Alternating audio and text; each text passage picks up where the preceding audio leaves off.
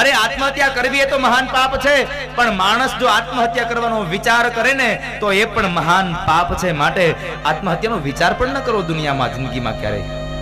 કદાચ જિંદગીમાં ગમે તેટલું દુઃખ આવે, શું ફેર પડી જાય છે?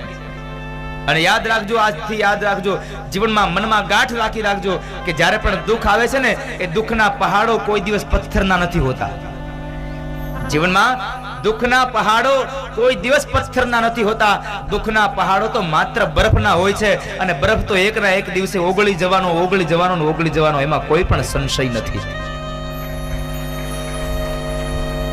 દુઃખના પહાડો પથ્થરના નહીં, બરફના હોય છે. માટે હરીરી ન જવું. દુઃખ આવે તો આત્મહત્યા કરવી, આવા વિચાર ન કરવા. ઘર મૂકીને ભાગી જવું ના, ખરાબ વિચારો ન કરવા કોઈ દિવસ. બને ત્યાં સુધી